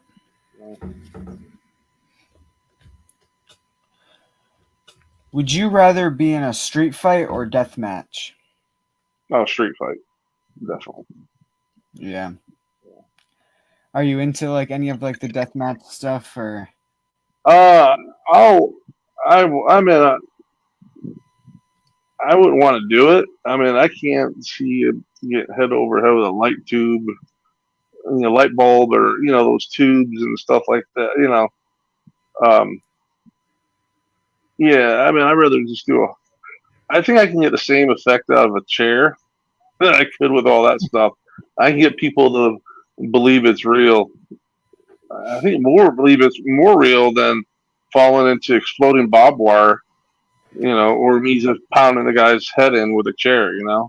When they see the steel chair and it's all, crunched up and dented and everything, and they see them all bloody, I think I can get the Right. same effect.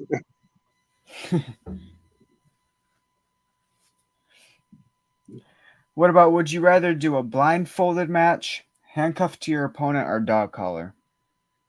A dog collar, but I have done really great blindfold matches. Oh, really? So yeah, which it's a hard match to do, and it's got to be a gimmick match. It has to be comedy, and Mm-hmm. and that's how we laid it out. I've done like 2 or 3 of them. I did a couple over in South America, which it was really good because you know being being the heel, you know you're peaking and the people are going crazy because you're cheating. Or Yeah. if I wrestled them both being the heel and the baby face. So I was the baby face. So I'm like supposed to not be able to see and all this stuff. And I go and I touch and I feel it somewhat. So I do a quick schoolboy on it. And it's the referee that I'm schoolboying, you know? Right. So, you put a lot of comedy into it. It's definitely a comedy thing. It's fun. But if I had my choice, I'd rather do a dog collar match. But I've had a Yeah. lot of fun with blindfold matches, which not many people can say they had a good blindfold match because usually they're just horrible. But I wrestled the same guy a few times with him, and we just had really good chemistry together and had really good matches in Right. Is there any piece of merch that you've had in your career that you could say that like sold out? Like, just did you have any merch? Oh yeah, I had uh, just pictures, T-shirts, I mean all that stuff. You know, I uh, I was like a used car salesman out there, and I was babyface. And I was in the tag team exterminators. I'd sell everything. That's where we Yeah. made a lot of our money at. Right. Yeah. So, but yeah, there's still. I go through the closet and I'm like, oh, my son would come walking out wearing one of my exterminators T-shirts or something. It's kind of cooler. My Mr. Main Event shirts. The kids were wearing them all, stuff like that. They opened Yeah. up a box and there's a whole stack of them in there that I never even took out. So they took them all and everything. You know. Do you still are you like the type of wrestler that kept like your ring gear, or you like gave it away? I've given some of it away. I have a lot of it. Well, I have I have quite a few. I have most of my exterminator stuff when I was in that tag team. I have all of our robes and stuff. They're all boxed up and inside my uh and then I have that Halliburton aluminum briefcase suitcase. You know, Yeah. so it's up in the attic and everything. But Right. yeah, I have a lot of my gear. Um, I have my dog collar. I used to wear a dog collar and chain out to the ring. I have a dog collar that Oh I yeah. sat there and made and everything. So yeah, I Like have the a lot of it. picture, Yeah. like from the picture on my poster, that one. What's that? Yeah, yep. That's the one. Oh Yeah. wow. I actually made that one 'cause I couldn't find one, so I was like, you know what? I can buy the studs and all that, and I just made it how I wanted it and everything. So Cool. yeah, it's hard to get through airports with that back in the day. They look at what is that for? Wow.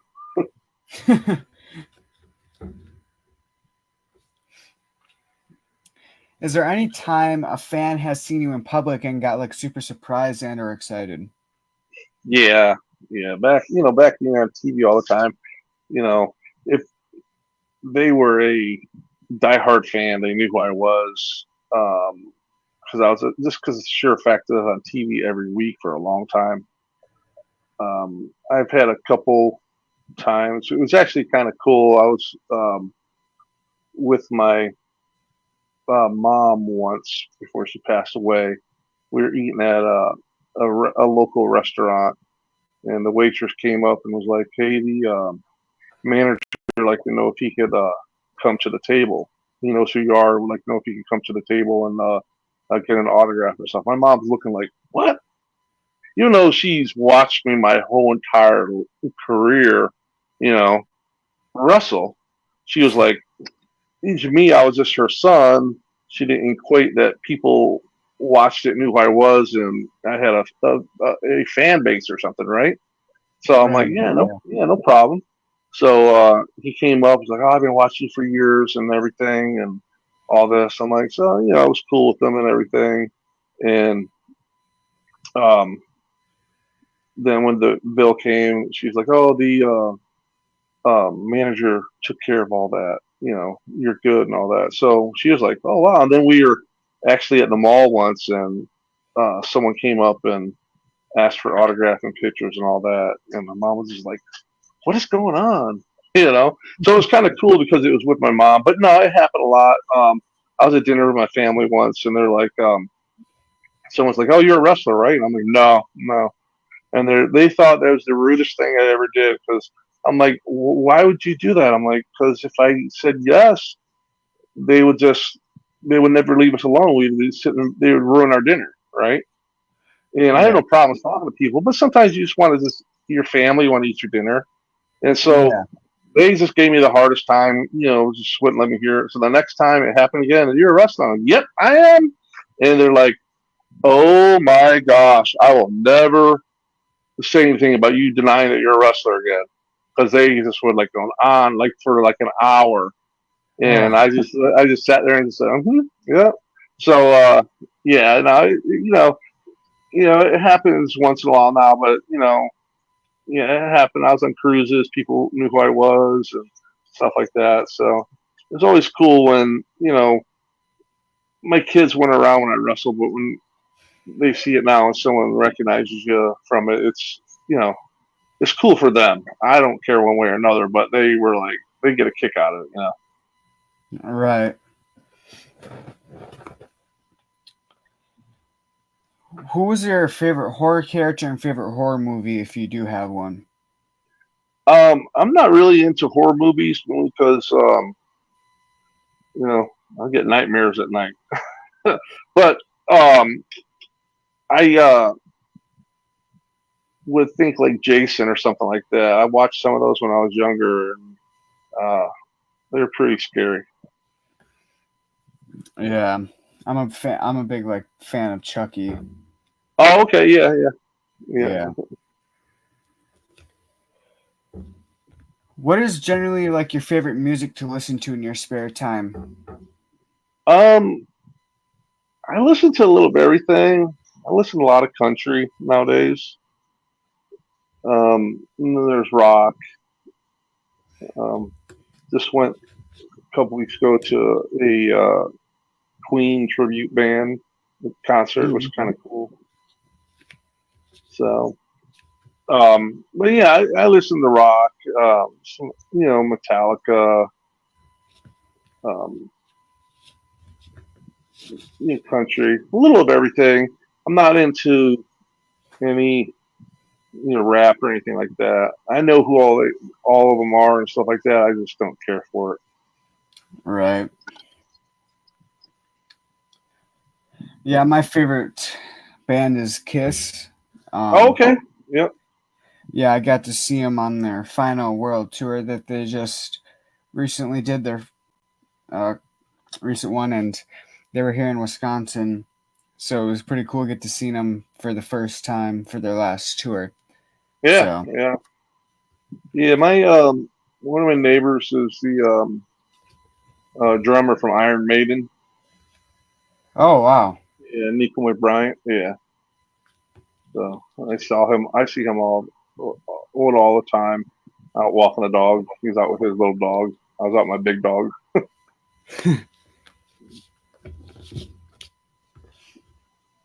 if a movie was made about your career, who would you want to play you? Ooh. Um. Wow. That's a great question.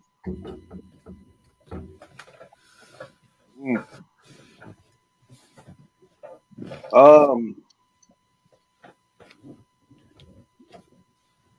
That. Hmm, I don't know, but that would be interesting. I can't think of anyone offhand.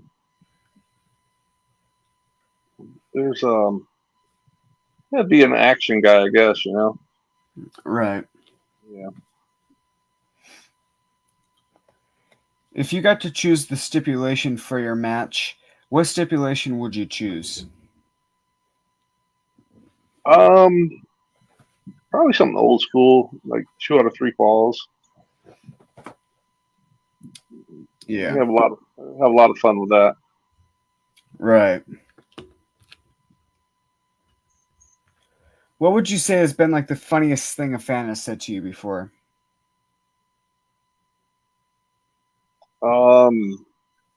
Well, back in the day, I had they always think I was Austin. Yeah, when I was younger, and I'll be like, oh, hey, hey. I thought it was funny, you know. Which there was a lot Yeah. of similarities between the two of us back when he's like 5 or 6 years older than me, maybe. So it's like I could have passed as like his little, brother back then, And Right. people were like, oh, you look like Austin. I'm like, no, I don't. No, I don't. And then I was walking down the hallway once, and Vince stopped and looked at me, and then I'm like, okay, I guess I do, and then I have no problem with it. I could, yeah, you know. So Well, that's a pretty big compliment, getting told you kind of look like Stone Cold too. yeah, yeah, yeah. It's yeah, it was yeah. He's cool. He's a cool guy. Yeah. Which wrestler has given you like the best advice and or compliment? Um, well, advice would come from some of my mentors, Blackjack and Kevin. Paul Orndorff was Mr. Wonderful. Paul Orndorff. Yeah. He was one of the in the booking committee with WCW, and he watched all my matches, and he would always pick them apart and tear it apart. And I was just like, wow, man, I must be horrible because he was constantly on me about everything. And one of my buddies, he was one of the Beverly Brothers, Mike Enos. Yeah. Yeah, he's from he's Minnesota, the next state over. Right. Yeah. He was like, man, don't get discouraged. He said if Paul didn't care, he wouldn't be saying anything to you. So that, and then I think the compliment, I wrestled Sid a lot in WCW, Sid Vicious, and then when he was in WWF, their first loop around where they did like Daytona and Tampa, and I walked in, and he's like a kid in the candy shop. Oh my God, you're here tonight. You're here. I'm like, yeah. He's like, I want to wrestle you. And I'm like, oh man, I was wrestling the Mountie that night, right? Easy match, Jock, easy can be, light as a feather, piece of cake. And WWF didn't pay you. You paid one flat rate for the day, and they can wrestle you 100 times. You didn't get paid nothing extra. I'm used to getting paid every match, right? In WCW, it wasn't that way. Yeah. So he took me to the agent. It's like, hey, I want to wrestle. I wrestle him in Atlanta all the time. I want to wrestle him. He knows how to do all my stuff. And he's like, man, he says, no one can do my stuff here. You're the only one that can do it. And I mean, because I would take everything, that whirly bird he does looks like a helicopter. Right. Yeah. Yeah. So he's like, they're like, no, we're not changing it. It's already locked. You're wrestling who you got. And I was like, no, I'm not. So he took me up to Rene Goulet, then to Tony Gria. Those were the agents back then. And then he took me up to, he literally had me by the hand, dragging me to all these guys. He takes me up to Pat Patterson and then to Vince. And he's like, and they're like, okay, Sid, you want him? You got him. So there's a taping out there that you'll see me wrestle 2 times in the same taping, which is very rare for them to do. But it was out 2 times in 1 hour taping for the Superstars. I wrestled Sid, and then I wrestled the Mountie like second match, and I wrestled Sid in the end of the hour, and then I wrestled them again. I forget where we were, somewhere up north. It was me and Rob Van Dam wrestling Sid, and you can YouTube the video. It was me, and it says I was Mike Casey there. Mike Casey and Matt Burns. Rob was wrestling as Matt Burns. Okay. I'm like, Robbie, how'd you get them? He's like, they didn't catch on that. They're like, what's your name? Oh, Matt Burns. Okay, Matt Burns. And they say it real fast, Matt Burns. So it's kind of a so we wrestled Sid, and it's back when Sid had with Harvey Whippleman doing the stretcher gimmick and all that stuff, and he came to us afterwards and was like, I really appreciate what you guys done for me. He says I was here, but now I'm up here because of you guys. And right after it, they put the world title on him. But we were taking all of his bumps all over the place. So he power bombed Rob onto the to the stretcher, and then power bombed me on top of Rob, and then pushed us both all.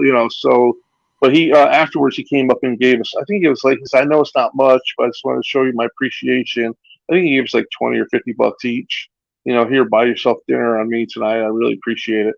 I mean, that was kind of a big compliment, coming from one of the guys. And then another time, it was in WWE. Arn Anderson introduced me to Stephanie McMahon, and he's like, "Hey, this is I want to introduce you to someone. This is one of the boys from Atlanta. This is Casey Thompson." So it was cool for him to introduce me as one of the boys. So okay, I'm back. Yeah. Oh, okay, yeah, okay, yeah. We lost for a second. The last thing was Arn Anderson back in WWE. He introduced me to Stephanie McMahon. He's like, I want you to meet. He said this is one of the boys from Atlanta. Is Casey Thompson. So he introduced me to her, and but introduced me as one of the boys. So you got Arn calling you one of the boys is kind of cool, Right, yeah. If you could make an entrance with any animal, what animal would you like to entrance with? A chimpanzee, man. Monkeys. Those are the best. Yeah. Yeah. And it has to Those are be my favorite animal. it has to be Valley and Sagriba from Myrtle Beach Safari and Rescue. You got to look them up. You ever see them on Instagram? Chip Brothers. I don't think so. No. Yeah, look them up. Chip Brothers. You ever seen the videos of the two chimpanzees in the shower, like drinking the water and like taking a shower together? I may have. I've watched. You'll see them driving a car, driving a golf cart, swimming in a pool. Now there's a bunch of them, but they, just look it up. It's called Chimp Brothers, and Sagriba and Sal. They're the. I can sit there and watch them for hours. They're great, and they have their little cousin down in Miami.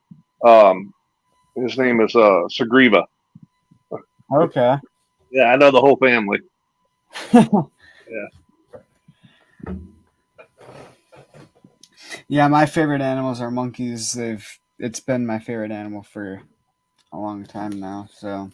Oh yeah, yeah. And there's another a spider monkey. Her name's Kiki. She lives with what used to be a Great Dane. He passed away. It's like 3 American bulldogs, and she just goes all over the house, riding a skateboard and stuff like that. Her name's Kiki. Kiki the spider monkey. She's cool. That's cool, yeah. And specifically, spider monkeys are my favorite. So. Oh, really? And I like those ones that have that. Looks like they have reverse mohawks that do the all the time. They're real loud. Yeah. And when they're happy, they thump their tail real fast. Yeah. Yeah. You can't go wrong with them. Right. And they're kind of like human like it's almost crazy. This Valley, they had all these different color buttons that you push and it would say a word, and he like pushed it. He looked and did more yogurt, and they'd Oh, eat more, give more yogurt to eat. Like they're communicating. They know what to push to get what they want. The one guy, Sagriva, he would make coffee for his owner in the morning. He'd take the coffee grinds, put them in the thing, push the button down, and grind them, and then open it up, and then dump it into the thing, and then he poured the hot water in. Make coffee every day. It's just oh, wow. really, yeah, really cool. Yeah, you have to look it up. Chimp Brothers, man, it's great. I'm definitely gonna have to. That's interesting. Wow.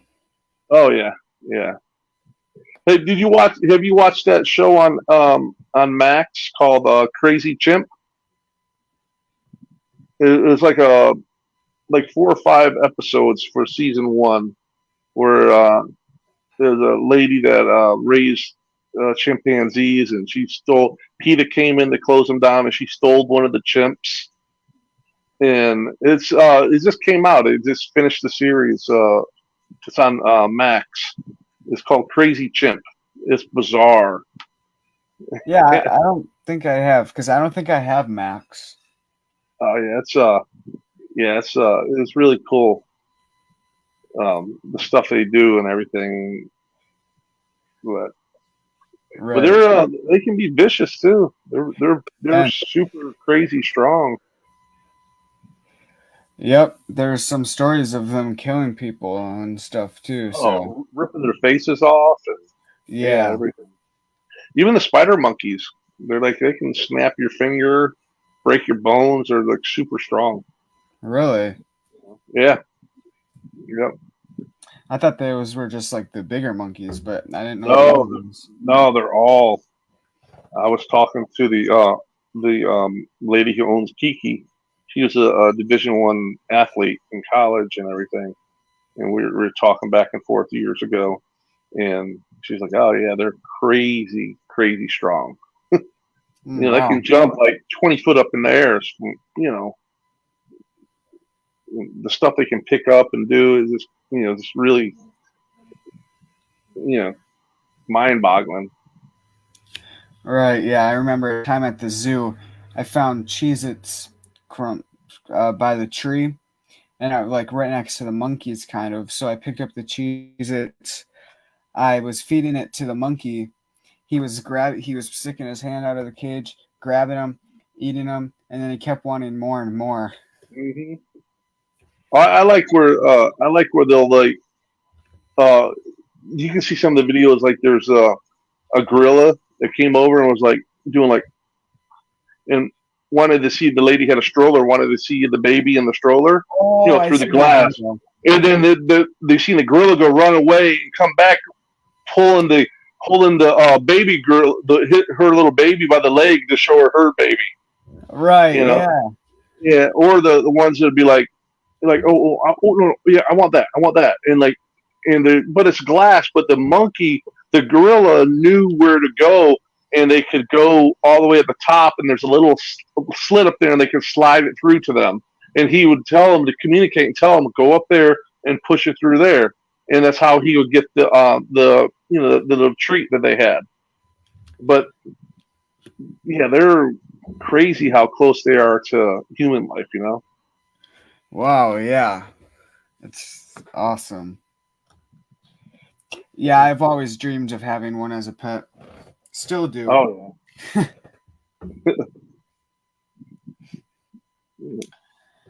Do you like being a heel or babyface more in wrestling? Um,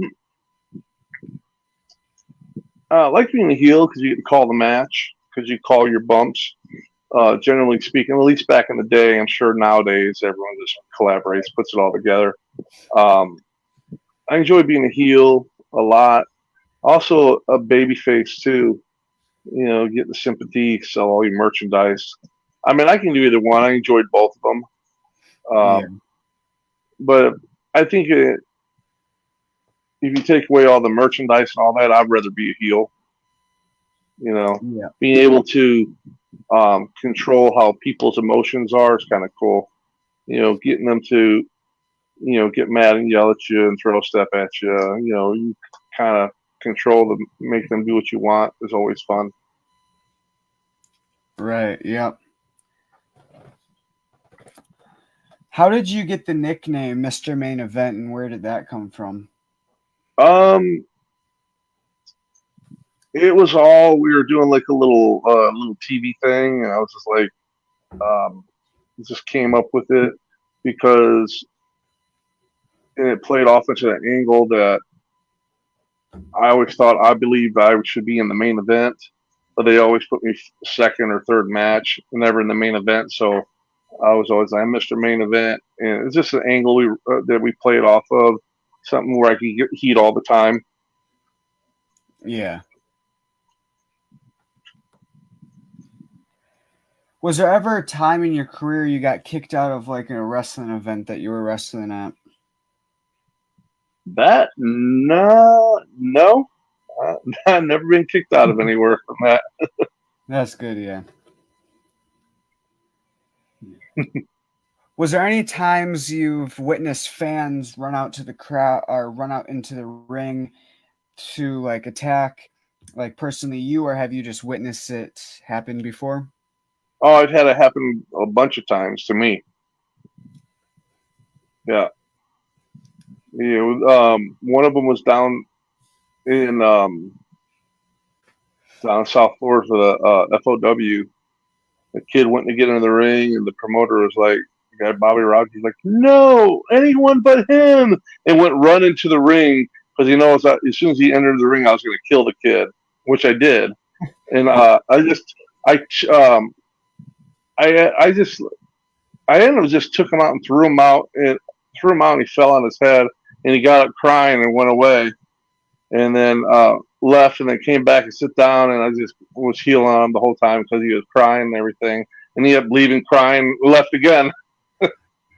But I've had it. I've had like old when I was younger, like old ladies get some of these small towns.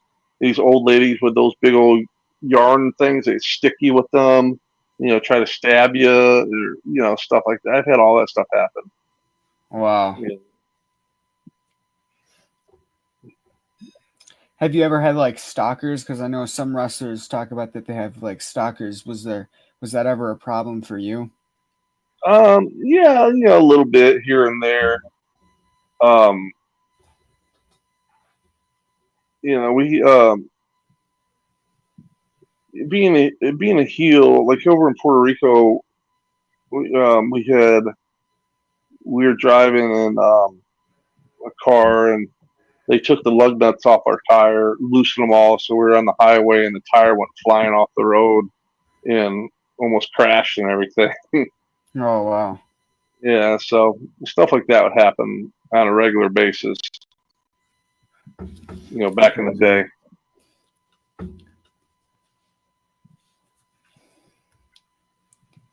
What has been like the most favorite wrestling company you've got to wrestle for in your career? Um, I enjoyed, um, WCW and WWF and all that. I remember I wrestled a lot in WCW, and I remember the first time I went to WWF, and I'm like, whoa, the catering is so much better. It was night and day how great. Nowadays, the catering is off the charts. I mean, the stuff they have now is just unbelievable. But um, I'm like, wow, they have chicken breast and all this stuff. WCW. I think the best catering they had in was a barbecue place called Sonny's Barbecue. They had that catering once. I remember walking to catering, and Mike Rotunda's like, what they got? I said, Sonny's Barbecue. He's like, get out of here. I'm like, yeah. He's like, oh man, I'm going up there. It was like the food was like we'd go to center stage, and the food was just horrible. But in the atmosphere in the dressing room was totally different too. It's like everyone was more content and happy there because they were making more money. So, yeah. But yeah, it was cool. I wrestled for a lot of them, and there's pros and cons for all of them. But you know, back in the day, as long as I was wrestling, I was happy. Of course, yeah. If you ever got offered to join DX, NWO, APA, or BWO, which faction would you have joined? Wow. Um, well, I was there for NWO and for DX, so it'd be one of them. Um, I think probably DX only because NWO got watered down because they just kept expanding it. And now, Yeah. if it was just NWO like the originals, I would go with that. But after they brought in the NWO Latino or NWO this and that, they had every NWO in the world. Right. It kind of ruined the feel for it. And that's why I say DX. But if it was just the originals, I would go with NWO though. Right. Yeah, I agree. NWO just like they never stopped expanding. They kept adding this wrestler, this wrestler, this wrestler, and then it was And like, it was funny because Kevin was, the writer, the booker up there, and he was like, he was telling Eric, we need to just keep it smaller. We need to keep it. Like, they just wanted to keep on just growing it. But mm, um, yeah, I mean, they were. It was. I remember the day that uh, Hall and Nash walked in there. I yeah, remember we were doing a live Nitro out at MGM, and they were sitting on the MGM signs above everything, and I just remember the feel of everything. It was you could tell it was making of something special. of course, yeah.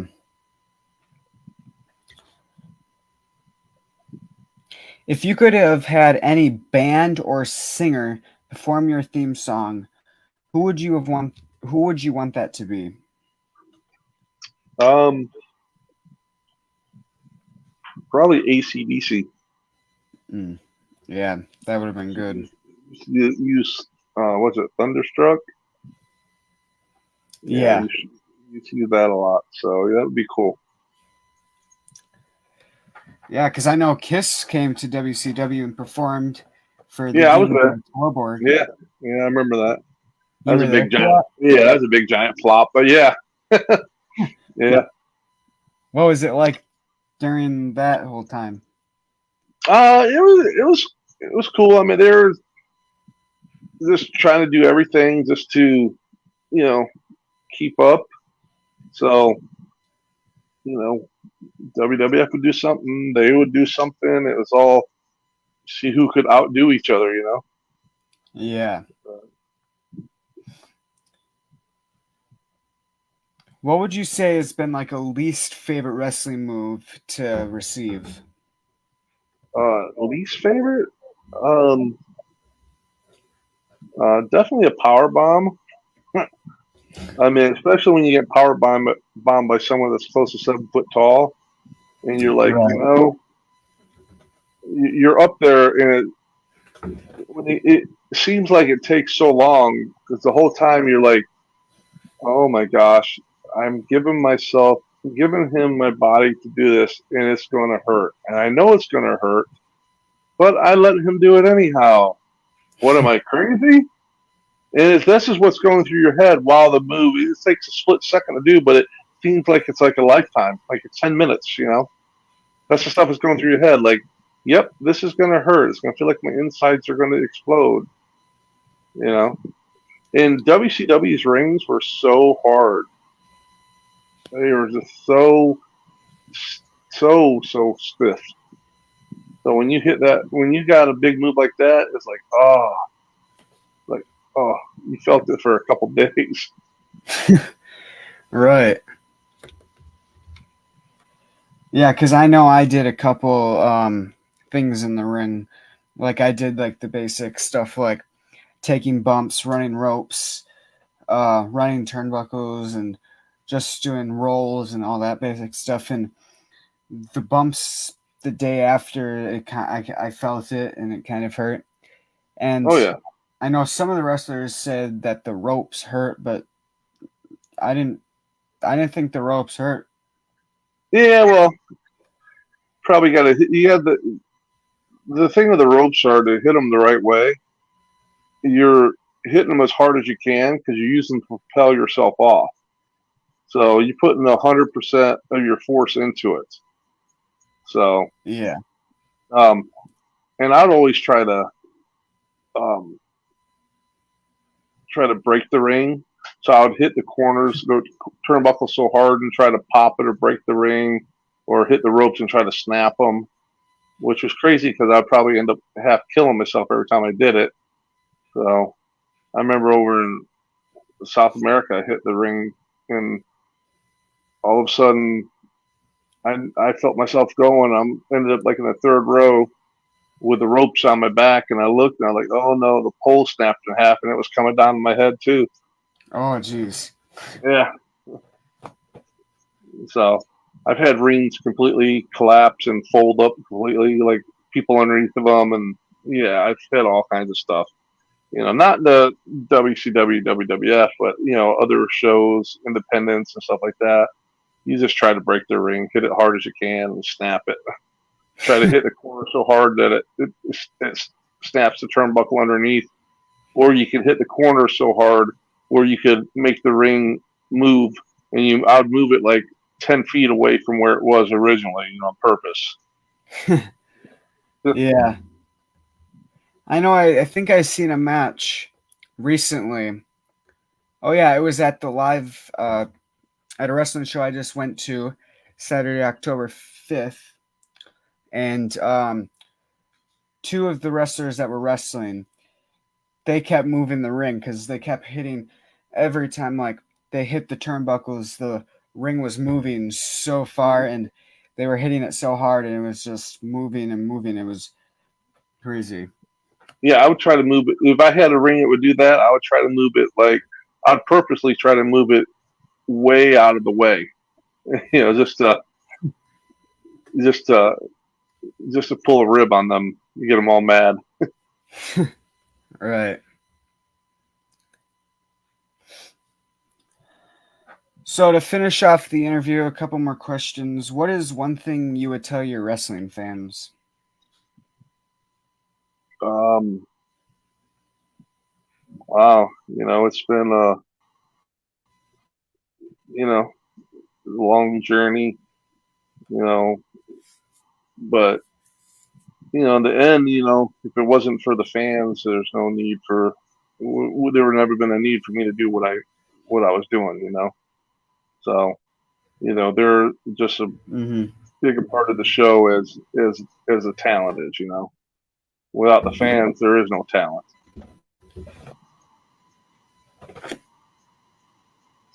Right. And then for the last question is, do you have any advice for me to become a wrestler? Man, just never take no for an answer. If it's something you want to do, and just take advantage of every opportunity.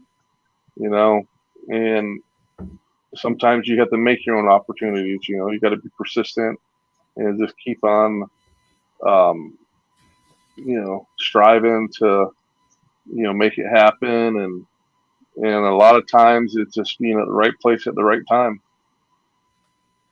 So Yeah. always be prepared and be willing to do it. Yeah. So Thank you. no problem.